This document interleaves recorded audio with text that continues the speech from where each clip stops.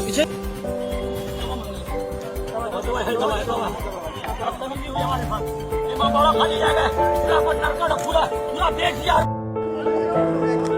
सारे तमाम आवाम को सूचित किया जाता है आज दिनांक 22/1/2023 को वक्फ ट्रिब्यूनल पटना द्वारा 1/16 में पारित ऑर्डर के आलोक में वक्फ द्वारा नियुक्त मुतवल्ली सैयद आबिद असगर को नवाब मोहम्मद तकी वक्फ स्टेट के मस्जिदों इमामबाड़ा पर दखल कब्जा दिलाया गया है।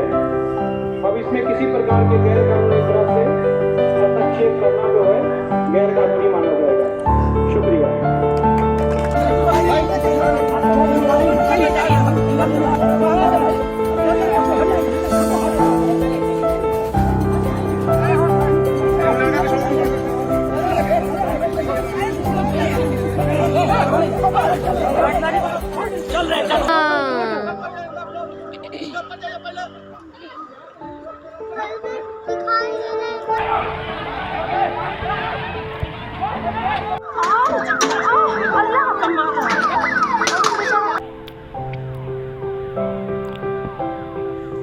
आप सभी को आदाब। बहुत ही अफसोस के साथ ये कहना पड़ रहा है कि मुजफ्फरपुर के कमरा मोहल्ला में 21 जुलाई 2017 को जो घटना घटी थी, ठीक उसी तरह की घटना आज 22 जनवरी 2023 को घटी है। आज की कुछ वीडियो पहले देख लेते हैं, उसके बाद हम चर्चा करेंगे।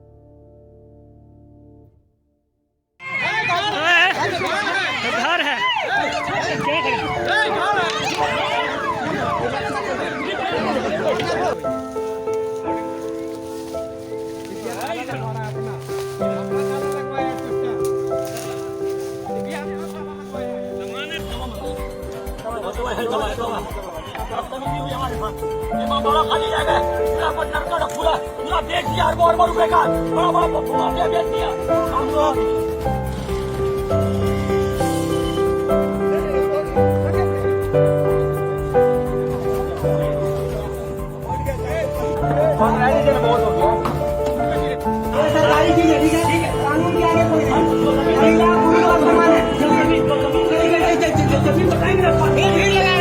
फिर मजबूर कर रहे हैं, फिर नहीं लगाइए,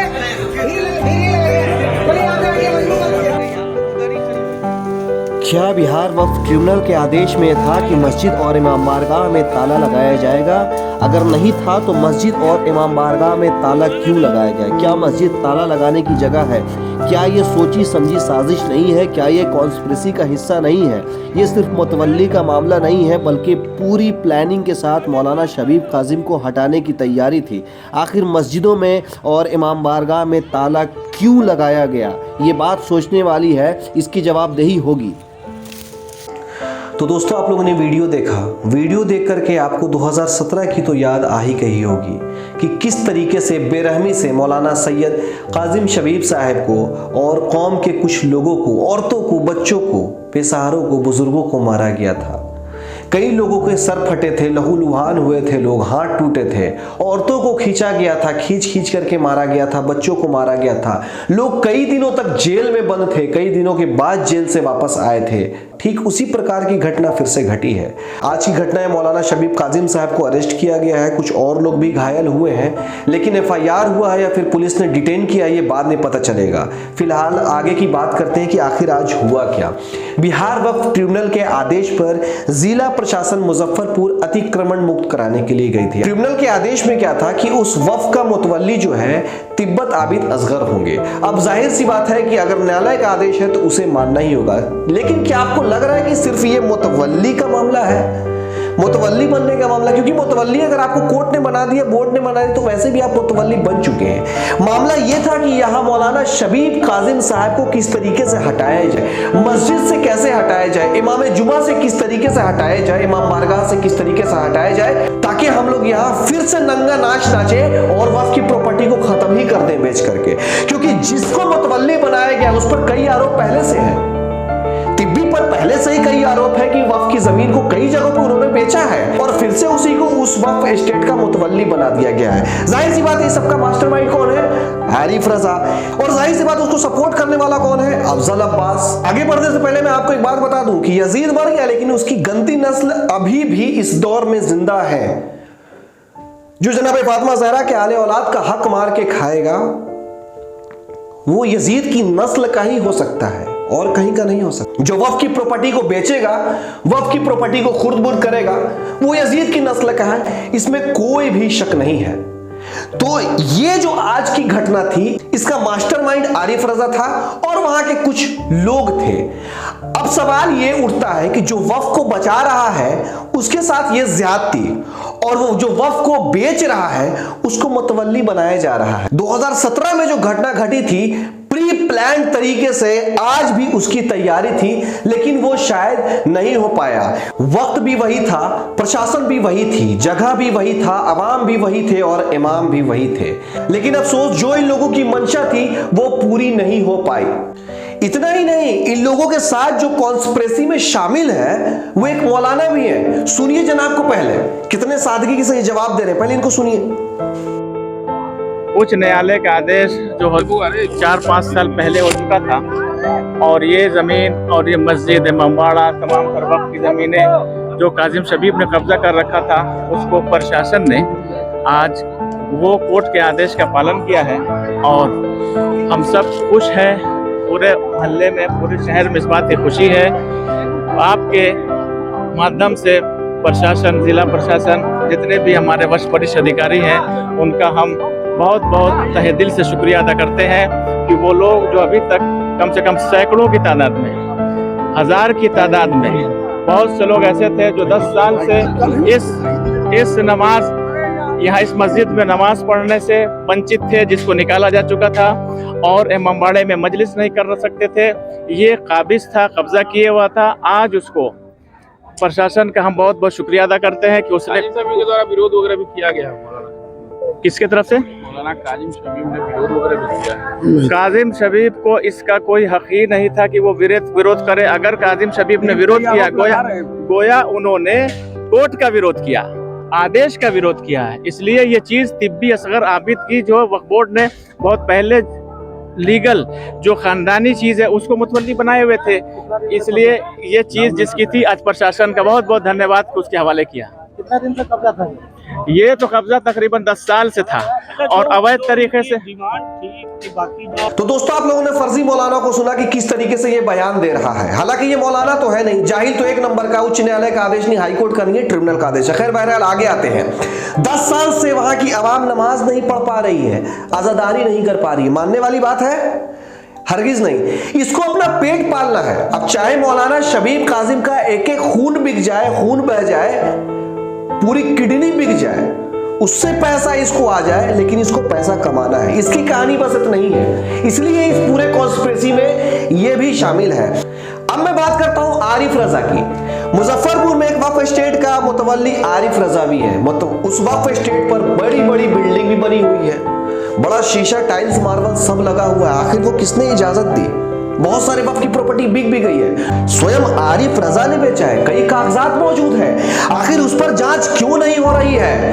अफजल अब्बास जिस प्रकार से नए नए बनकर के आए थे, मैं इमाम हुसैन की कसम खाता हूं, मौला अब्बास की कसम खाता हूं कि इन लोग अगर जेल नहीं गए तो मैं रिजाइन कर दूंगा। कहां चली गई बोली इनकी? अगर इनके अंदर कुव्वत है, इतनी औकात है तो जांच बैठा करके देखा है। ये नहीं करेंगे ना, रुपया जो कमा करके दे रहा है।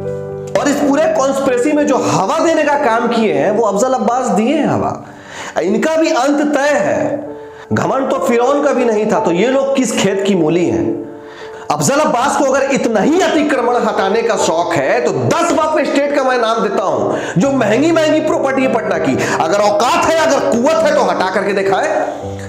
अरे पटना में कब्रिस्तान तो खाली हो नहीं रहे, ऑर्डर हुए 90 दिन हो गया, लेकिन जहां माल मुद्रा मिलता है, जहां खुन्नस निकालना होता है, वहां जरूर ये लोग भाई पहुंच जाते हैं।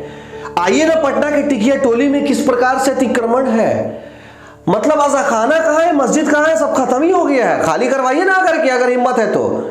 अगर आपके अंदर इतनी कुव्वत है, वहां पहुंचे भी थे, FIR भी की थी, आखिर हुआ क्या उसका?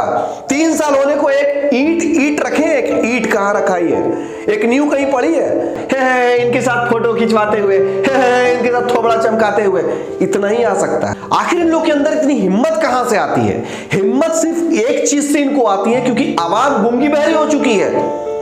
आपको क्या लग रहा है कि मौलाना को इस तरीके से कोई पुलिस उठा करके ले जाएगी? इस तरीके से, और इसके जिम्मेदार हम होंगे? पहले वीडियो देखते हैं।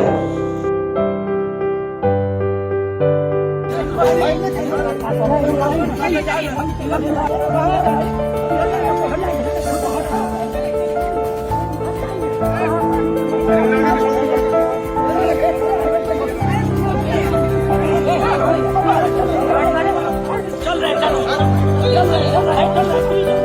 लगातार वहां पे इस तरीके से हमला हो रहा है, क्या इसके जिम्मेदार हम नहीं है? हम किस कौम से आते हैं? जिंदा कौम का नाम है शिया कौम। क्या हम जिंदा है? अरे क्या हम शिया है? ये सवाल नहीं उठता है। जनाब फातिमा ज़हरा के आले औलाद का हक मार करके लोग खा रहे हैं और हम खामोश उनके साथ बैठ के चाय पी रहे हैं। कोई पूछने वाला है? नहीं, कोई बोलने वाला नहीं है। लोग मेरे पीछे नहीं पड़े, गुंडे मवाली का फोन नहीं आया मेरे पास, पुलिस नहीं मेरे पीछे पड़ी, एफआईआर के लिए नहीं भेजा गया। कर लो भाई, अरे जान चली जाएगी यही ना। आपको इस वीडियो के बाद भी एफआईआर होने वाला है, यही ना, कर लो ना। हमको पता है कम से कम अपना तो हक अदा कर दे रहे हैं हम। कुछ लोग जो सोए हुए उनको तो जगाने की कोशिश कर रहे हैं। अरे अभी तक मुझे नाउम्मीदी ही मिली है, लेकिन नाउम्मीद हुए नहीं है। अभी भी उम्मीद है, लोगों को जगाएंगे कि आगे जगिए, वक्फ की प्रॉपर्टी बचाइए। आज हमारी तादाद कुछ है, 10 साल के बाद कुछ और रहेगी बढ़ करके। लोग कहां जाएंगे, बस इतनी सी बात समझने की जरूरत है। मैं माननीय मुख्यमंत्री महोदय से आग्रह करना चाहता हूं कि इस मामले की जांच होनी चाहिए। आखिर ये बार बार मामला क्यों हो रहा है? पूरे बिहार में समाधान यात्रा निकाल रहे हैं, यहां का समाधान कब होगा? बिहार राज्य वक्फ बोर्ड का समाधान कब होगा? आखिर कब तक इसी तरीके से खुर्द-बुर्द लूटपाट मचा रहेगा? जो आ रहा है लूट कर रहा है, जो आ रहा है लूट कर रहा है। एक चार्जशीटेड को आप चेयरमैन बना दिए हैं, जो माननीय मुख्यमंत्री आपके नाम पे फोटो दिखा करके युवक से ठगी कर लेता है, जो ठग है। चार्जशीट दायर हो चुकी है, आरोप सिद्ध हो चुका है, उसको चेयरमैन बना रखे हैं, तो कहां से उम्मीद करते हैं वक्फ बचाने का? वो तो पूरा बेच के खा जाएगा, यही रही गया है, पूरा बेच के खा जाएगा। अरे जिसकी कुव्वत इतनी भी ना हो, जो एक अधिकारी के ऊपर कार्रवाई नहीं कर सकता है, वो वक्फ क्या बचाएगा और वक्फ बोर्ड को क्या संभालेगा? 3 साल हो गए, एक ईंट रखाया नहीं है। आज की घटना का आखिर जिम्मेदार कौन है? सिर्फ अध्यक्ष और सिर्फ आरिफ रजा जिम्मेदार क्यों? मेंबर जिम्मेदार नहीं है क्या? उनकी जवाबदेही नहीं है? मेंबरों ने कभी जांच की है प्रॉपर्टी की? आरिफ रजा ने जितना भी भ्रष्टाचार किया है, कभी कोई मेंबर ने आवाज उठाई है? कभी बोर्ड मीटिंग हुई है, बोर्ड मीटिंग में बात को रखा गया है? तो मेंबर भी इसके लिए जिम्मेदार होंगे। हम तो सवाल करेंगे, और इस तरीके से अमामा पे सवाल उठ रहा है। हम बड़ा एहतराम करते हैं, हमारे आलिम दीन मौलाना भी हैं मेंबर, क्या उनके रीजन में भी इस तरीके की घटना होगी? क्या ये सही है? कहां से ये उचित है? शिया अवाम से कहता हूं कि एकजुट होइए, गलत पे नहीं, सही पे। पहले जांचिए, पहले मामले को समझिए और सामने निकलिए, खड़े होइए। आखिर मामला क्या है? और आज का मामला सिर्फ मुतवल्ली का कतई नहीं था। आज का मामला यह था कि मौलाना शबीब काजिम को किस तरीके से वहां से हटाया जाए और किस तरीके से उस पूरी प्रॉपर्टी को खुर्द-बुर्द कर दिया जाए और किस तरीके से एक मलऊन को मस्जिद का इमाम बना दिया जाए। आज का बस काम इतना ही था। आज ये जो पूरी कॉन्स्पिरेसी थी, प्री प्लान तरीके से, आज का पूरा मामला बस इतना ही था। हम दुआ करते हैं कि मौलाना शबीब काजिम साहब जरूर लौट करके वापस आए और जिस तरीके से वक्फ बचाओ मुहिम चला रहे हैं उसमें लोग जुड़े, एकजुट हो और खड़े हो। अगर एक उंगली उठती है तो कोई भी उसे झुका सकता है, लेकिन अगर ये मुट्ठी बन के उठेगी ना, तो किसी की हिम्मत, किसी की औकात, किसी की कुव्वत इतनी नहीं है कि वक्फ की प्रॉपर्टी की तरफ आंख उठा करके देखेगा। एकजुट होकर के इतनी मजबूती के साथ मुट्ठी बांधिए, अपनी ताकत बनिए कि कोई भी भू माफिया या फिर कोई भी फ्यूचर का अध्यक्ष या मौजूदा दौर के जो लानती है, ये हिमाकत ना करे कि वक्फ की प्रॉपर्टी इधर उधर हो जाए। आज के लिए इतना ही, बहुत बहुत शुक्रिया।